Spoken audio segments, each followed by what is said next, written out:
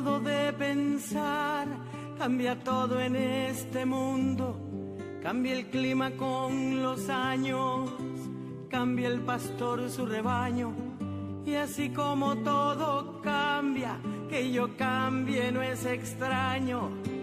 Cambia, todo cambia. Cambia, todo cambia. Cambia, todo cambia. Cambia, todo cambia. Cambia el más fino brillante, de mano en mano su brillo. Cambia el nido el pajarillo, cambia el sentir un amante, cambia el rumbo el caminante, aunque esto le cause daño. Y así como todo cambia, que yo cambie no es extraño. Cambia, todo cambia. Cambia, todo cambia. Cambia, todo cambia. Cambia, todo cambia. Cambia el sol en su carrera cuando la noche subsiste. Cambia la planta y se viste de verde la primavera. Cambia el pelaje la fiera, cambia el cabello el anciano. Y así como todo cambia, que yo cambie no es extraño. Pero no cambia mi amor, por muy lejos que se encuentre, ni el recuerdo ni el dolor de mi pueblo y de mi gente. Y lo que cambió ayer tendrá que cambiar mañana, así como cambio yo en esta mi Nicaragua. Cambia, todo cambia. Cambia, todo cambia. Cambia, todo cambia. Cambia, todo cambia.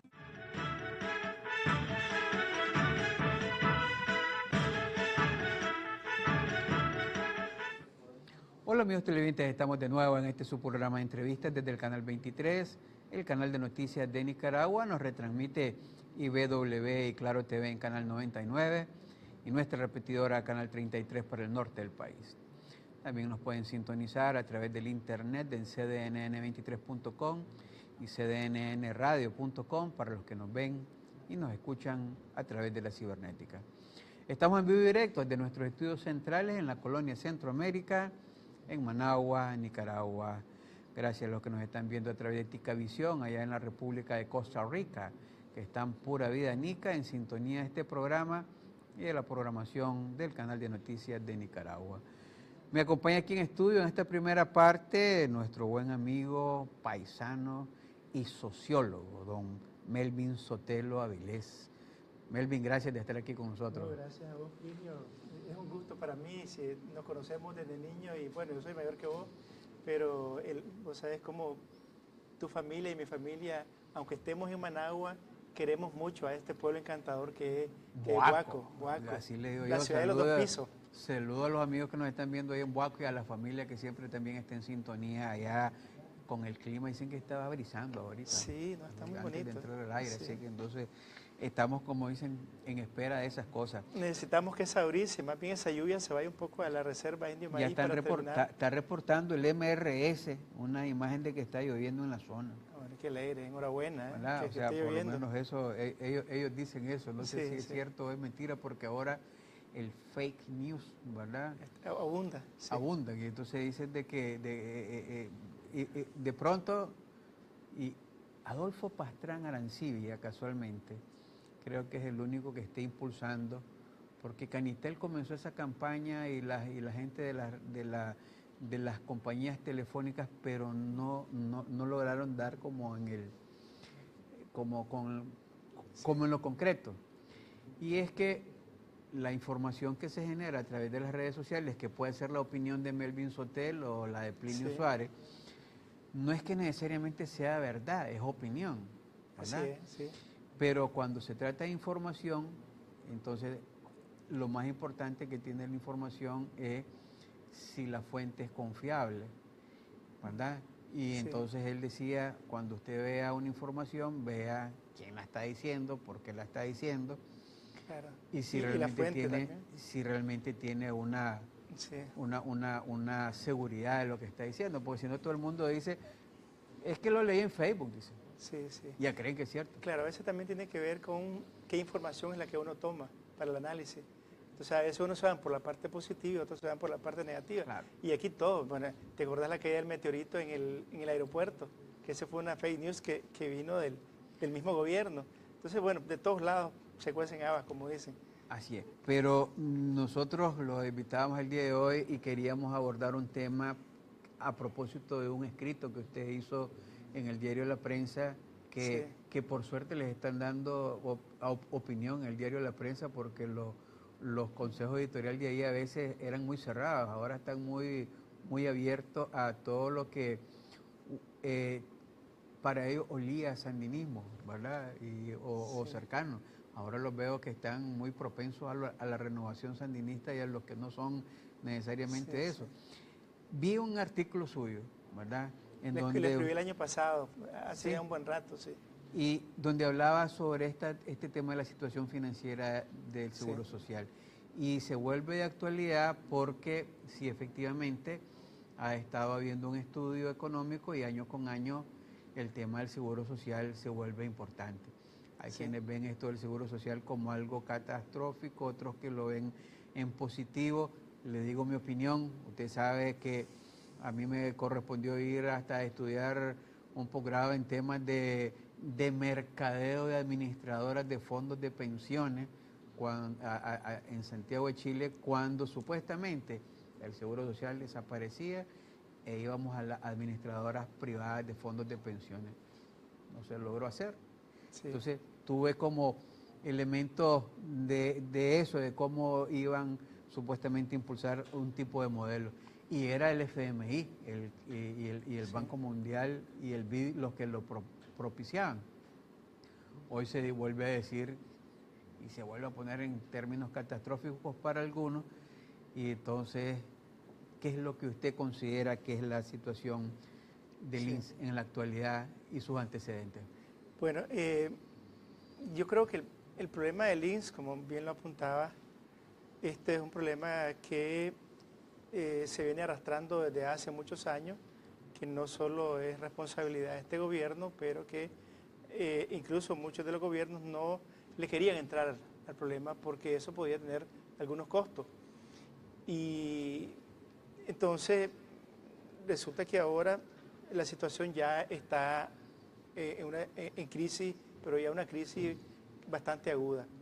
Pero bueno, a mí, en la primera vez que se habla, me quiero los antecedentes que estabas planteando, en 1950 es la primera vez que se habla en Nicaragua del INSS, y lo hizo el general Somoza García, y se dataron 5 años para poder crear esta institución, y durante esos 5 años participaron de todos los sectores de la sociedad, tanto empresarios del sector urbano, del sector rural, agricultores, ganaderos, empresarios de la construcción, y también lo que eran en ese momento las centrales de trabajadores que habían, y grupos de profesionales. Incluso se trajo aquí, después del 50, a una persona que se llamaba Eduardo Rosales Puente, que durante 2 o 3 años estuvo analizando cómo más o menos se podía implementar el INSS en Nicaragua, haciendo un estudio después que lo siguió un señor de apellido de Viale, donde se analizaba cuál era la situación económica del país, cuál era la situación demográfica del país, cuál era la estructura de empleo que había para ese entonces, cómo se podía iniciar ese proceso, si tenía que ser por etapa, y realmente ya en 56, cuando se tiene todo eso, incluso el papá de Ramiro, ¿verdad?, el doctor Ramiro Sacasa Guerrero, en 53, 54, hubo un seminario a nivel de Centroamérica, que vinieron otros especialistas que iban a ver cómo se iba, a partir de la experiencia de sus países, de estos países que ya habían implementado el INSS, no el INSS, pues la Seguridad Social, los errores que había que corregir. Y en 56 ya comienza, en 57, el 10 de febrero, en febrero, perdón, es que ya se crea el INSS como tal, bajo la presidencia de... 10 de febrero del 57. 57. Sí, bajo la presidencia del ingeniero Luis Somoza, y el primer presidente incluso el primer director fue el doctor Luis Felipe Serrano, Rodríguez Serrano, y José Antonio Tijerino Medrano es el secretario general. Entonces, digo esto porque para ver que una institución no sale de la manga y la camisa, sino que hubo un esfuerzo concertado incluso de los diferentes sectores. En 67, cuando entra Anastasio Somoza Debayle, y este es un dato muy interesante, Anastasio Somoza Debayle le pide al doctor José Antonio Tijerino si puede hacer uso de los recursos, de algunos de los recursos del INSS, que en ese momento se llama Instituto Nacional de Seguridad Social, y el doctor José Antonio Tijerino Medrano prefiere renunciar a prestarse a ese juego.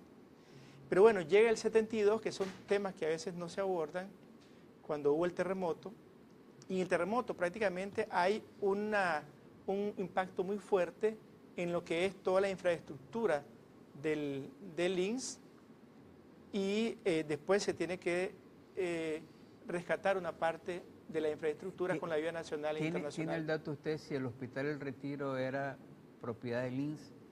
No la tengo. No. Sí, pero bueno, habían, ¿te acordás? Me parece, yo nací allí Sí. en ese hospital hace 54 años. Sí, y sí. me parece porque era un hospital de referencia nacional, pero además creo que por lo menos daban atención médica a los afiliados al INSS. Claro, el otro, sí, pues ellos tenían una gran cantidad, una infraestructura súper buena, y los beneficios también, que esa es la otra cosa que se hizo, es analizar en base a las contribuciones hasta dónde se podían dar beneficios. Entonces, después la segunda causa que impacta fuertemente al INSS es el decreto 35 firmado por la Junta de Gobierno de Reconstrucción Nacional en el mes de agosto de 1980. O sea, en aquel momento hay un gobierno con una orientación socialista y ellos consideran que la salud tiene que ser un derecho de todos los nicaragüenses, y entonces lo que hacen es agarran toda la infraestructura médica, los hospitales, las clínicas, y prácticamente lo pasan a lo que es, si te acordás, el Sistema Único de Salud. Y a otra entidad pasan todo lo que tiene que ver con las cotizaciones. Pero como hay una guerra durante los 80, prácticamente se evapora todo el dinero que había del INSS. Entramos a los 90 y en los 90 no hay nada. Una ruina total, y entonces nuevamente con el gobierno de doña Violeta se trata de tirar para adelante el INSS.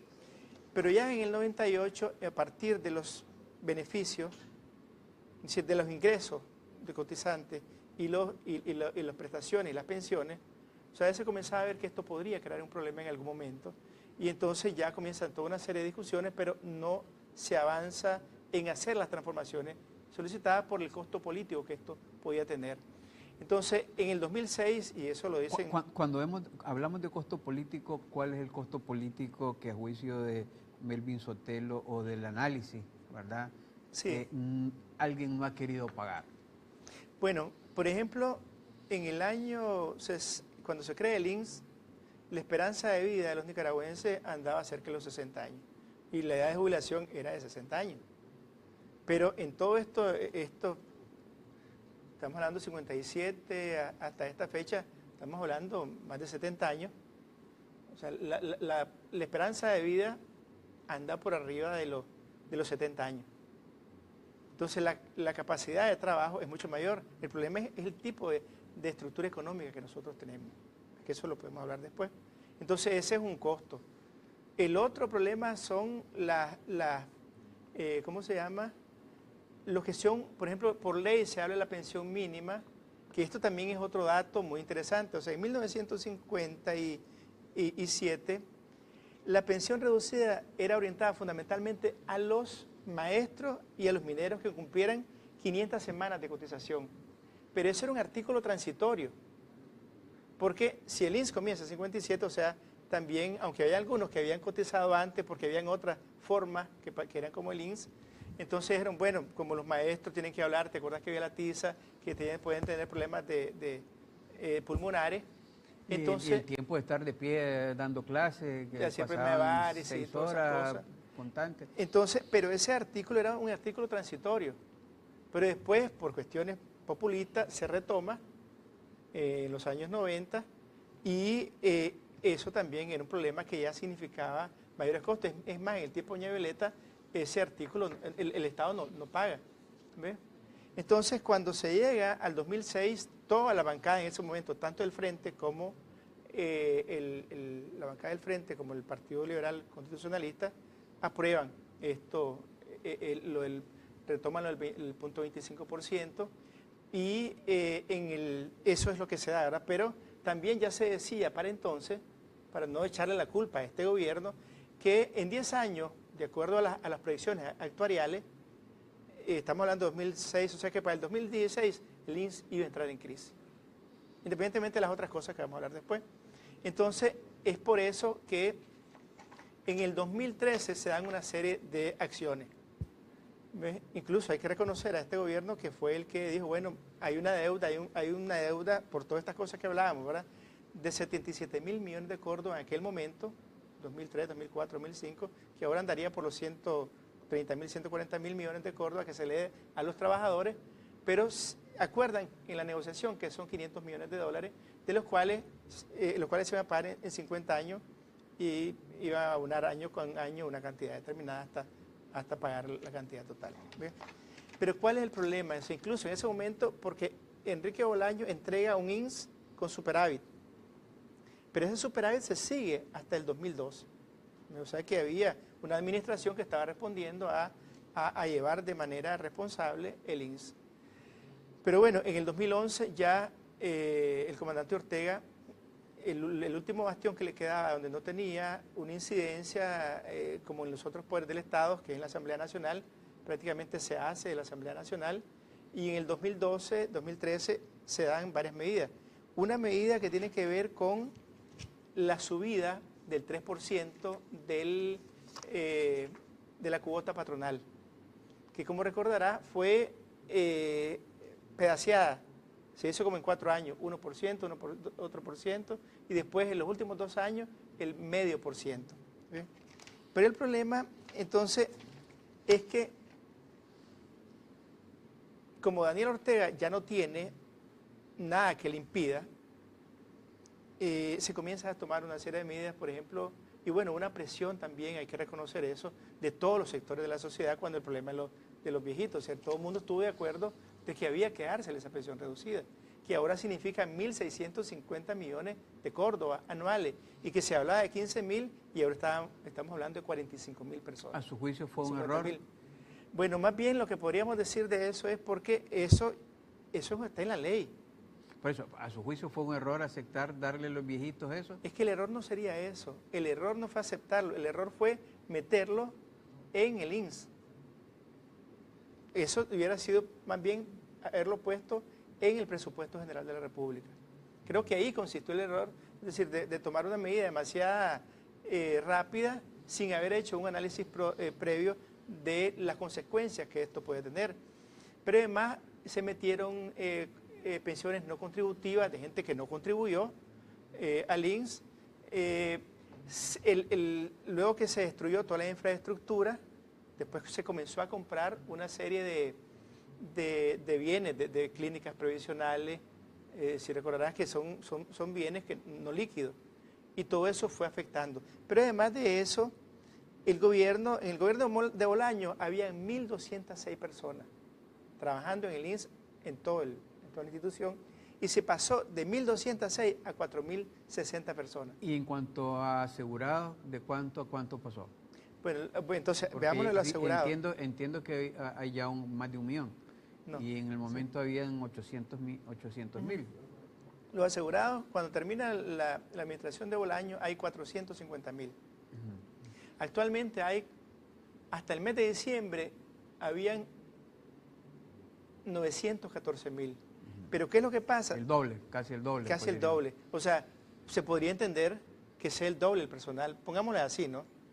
Pero casi se cuadriplica. Entonces, eso afecta indudablemente la finanza porque se pasa de 6.5% al 13%. Pero además, los aumentos salariales se dan hasta de un 700%. Entonces, ¿qué significa esto? Aquí, por ejemplo, el salario promedio anda por 8.900, salario promedio nacional, salario nominal, porque el real anda en 4.000 y pico. El promedio de los asalariados del INSS anda por 20.000 córdobas. ¿Qué diferencia hay en cuanto a calidad profesional de los maestros de secundaria o los médicos que están en el sistema de salud? Pero ahí, ahí está comparando manzanas con peras, peras con... No, con porque otra estoy hablando cosa. de gente que tiene que pasar por la universidad. Y lo que estoy diciendo es que un salario de un maestro anda por 8.000 y pico. Y un maestro tiene que pasar por la universidad y recibe una serie de cursos. A eso me refiero. ¿Ve? Y entonces el salario promedio de esta gente anda por 20.000. O sea, al analizar, bueno, si el INSS no es una isla, pero además tiene los privilegios de tener el 14º mes. Y es un ente centralizado, o sea, que tiene un régimen especial, autónomo. Claro, se supone. O sea, no es, por eso le decía, está comparando peras con zapotes, pues. Sí. O sea, un trabajador de la educación y un trabajador de un ente descentralizado autónomo, que puede tomar sus propias decisiones autónomas. Sí, pero no las toma, porque las decisiones las toman desde arriba. Incluso, para poner un ejemplo concreto, aquí no hay nada autónomo, ni siquiera la universidad. O sea, el mismo, y por justicia, Roberto López se opuso, si te acordás, se opuso a lo de la pensión reducida. Y en un momento, él tuvo que aceptarlo. Entonces, aquí no estamos hablando de autonomía. Y toda la plata sale del Ministerio de Hacienda, tanto del Instituto del Instituto de Seguridad Social como el otro. ¿Ve? Entonces, ¿qué es lo que pasa? En el análisis que se hace, entonces esto lleva sin lugar a duda a déficit continuo. ¿Ves? Y el año 2010, entonces te decía, ¿cuál es el gran problema aquí? Y es que esos 914.000 al mes de diciembre ya se vienen bajando al mes de febrero, en el último dato que salió hace poco, ayer o hace 2 o 3 días del Banco Central, a 9.000 menos de los 900.014. Hay un proceso de desaceleración, pero además el 44% de estos son los que cotizan los 52 semanas. Entonces, si vos tenés una estructura con bajo nivel salarial, pero encima de eso tenés una calidad de empleo básica, que no tiene mucha formación profesional o tecnológica, o sea, no hay ningún INSS que lo resista. Ahora, este no es solo un problema de Nicaragua, también en otros países hay estos problemas. Por eso es que hay que dimensionar justamente el problema, porque como digo, hay una parte que todos los INSS lo están viviendo, los INSS, digo, por los institutos de seguridad social, pero hay otra que se ha agudizado por estos problemas políticos.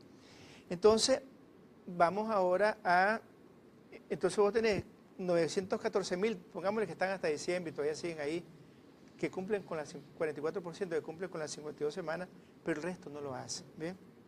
Lo que tenemos, entonces tenemos una estructura económica donde lo que prevalece es la informalidad, fundamentalmente. Yo estaba revisando antes de venir aquí un estudio del FUNIDE, donde hay varias razones para hablar de la informalidad. Uno, si cotiza no al INSS. 2, si está en el registro civil inscrito. 3, si pagas o no pagas impuestos. Entonces, al final, el FUNIDES dice que el nivel de la informalidad en este país es del 88%. Entonces, ¿cómo eso, sin lugar a duda, impacta al INSS?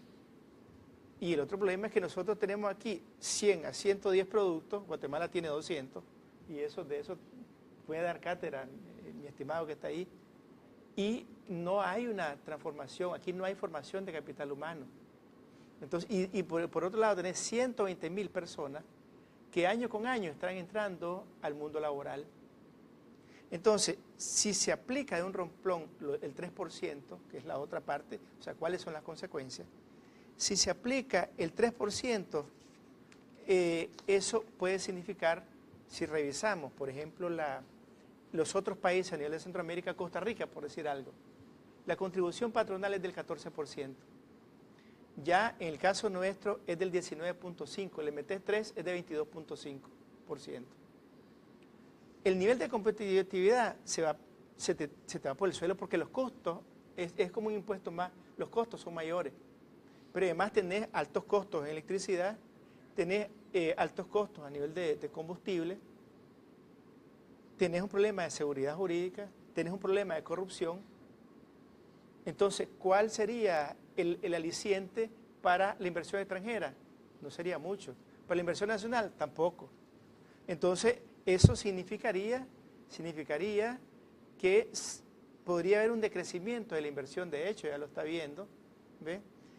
A menos que el gobierno encuentre otro tipo de políticas para compensar, de tal manera que la tasa, la tasa de inversión de retorno, de alguna manera se resalza por otro lado. Pero además hay un segundo punto, sí, perdón. Dígalo para luego hacerle la pregunta integral. Y que tiene que ver con las exenciones y las exoneraciones. Y, o sea, porque el gobierno primero fue con el salario mínimo, que no se terminaron poniendo de acuerdo. Ahora está con el INSS y prácticamente le está poniendo a los empresarios una pistola porque le está diciendo, ahorita en abril tenemos que terminar eso. Y por eso decía que en el caso de cuando se comenzó el INSS, se trabajaron durante 5 años. En el caso de Costa Rica, trabajaron 5 años, tienen de discutir 5 años con la academia y con diferentes sectores para ver cuáles son los cambios que deben hacerse a nivel de Costa Rica para garantizar la competitividad del país. En el modelo constitucional que tenemos hoy, el consenso con la empresa privada es lo más importante. Usted está hablando en nombre de esa empresa privada, usted tiene consenso, su planteamiento con lo que la empresa privada actual está pensando. Bueno, lo que pasa es que la empresa privada todavía no tiene algo en mano, es decir, algo público que se sepa. Lo que ellos han dicho es, y a mí me parece que la posición de Chanito es una posición madura, al decir, bueno, veamos, esta es la propuesta que hace el gobierno, nosotros, y me parece que es correctísimo, vamos a hacer nuestro diagnóstico, es decir, no es lo que el gobierno nos dice, nosotros mismos vamos a investigar qué es lo que está pasando. Eso, hay mesas de negociaciones, correcto, hay comisiones y tiene segundo, que llegar a un consenso o claro, a un disenso. Pues. Sí, no, tiene que buscarse el consenso. Segundo, ellos dicen, nosotros también vamos a plantear cuáles son las alternativas, pero nosotros hemos hecho ya una contribución y lo importante en esto, dice Chano, si me equivoco me corregí, es que no se pierda la competitividad y tampoco se afecte la formalidad. Esas son las cosas que dice Chano. Hay que esperar qué más dice, pero yo estoy de acuerdo que aquí todos tenemos que ceder. Tienen que ceder y esto es de 4 patas. Es decir, es el Estado, es la empresa privada, son los trabajadores y también son los pensionados. Y hay una serie de beneficios que en este momento yo no me quiero meter a eso porque eso tiene que darse estudios, ¿cómo se llama?, actuariales para ver qué beneficios se pueden mantener, se pueden profundizar o qué beneficios no. ¿Ves? Pero esto no puede resolverse en un mes. Ahora, hay cosas que son de corto plazo, porque ahorita hay fondos para el INSS, creo que hasta ahorita. Entonces, necesariamente tiene que ver cómo se resuelve. Ahora, hay algunas posibilidades. ¿Ves? Una es que el Estado, primero creo que el Estado tiene que transparentar todo. Es decir, el Estado no puede seguir manejando esto como una caja negra. Y por eso se dan también tantas especulaciones sobre la situación del INSS, porque no se ponen las cartas sobre la mesa. Entonces, hay activos del INSS que se pueden vender, y eso contribuiría para esto. Hay inversiones que no han tenido su retorno a la arca del ¿cómo que se llama?, del INSS.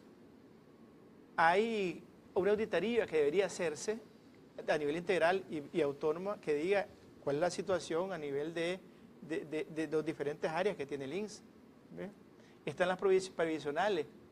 O sea, es que las previsionales, si hay 300.000 afiliados del INSS, por decir algo, ¿no?, o tienen 300.000, ellos se le paga por cada uno de ellos, independientemente si le dan o no le dan servicio. Y decía Roberto González, no sé qué se basa, dice, esto chorrea sangre. Y lo que se dice es que ahí eso hay que revisarlo a fondo. Entendido.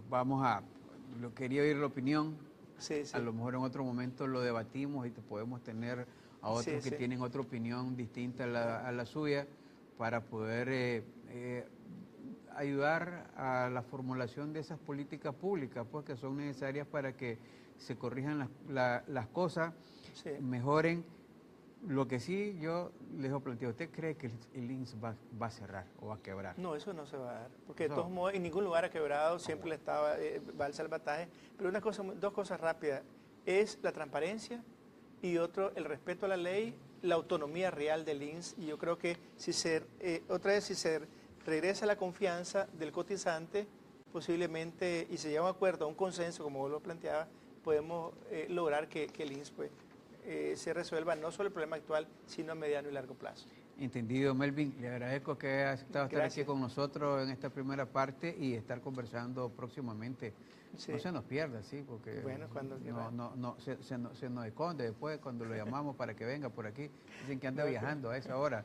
Sí, pero muchísimas gracias, Melvin. Y gracias a la teleaudiencia de este gustado programa. Vamos a hacer una pausa. Y cuando regresemos vamos a estar conversando con el presidente de la Asociación de Productores y Exportadores de Nicaragua, APEN, don Guillermo Jacobi Salazar, y con el periodista económico Luis Núñez Salmerón para hablar sobre la situación de las exportaciones en Nicaragua. Vamos a los mensajes y regresamos con ellos.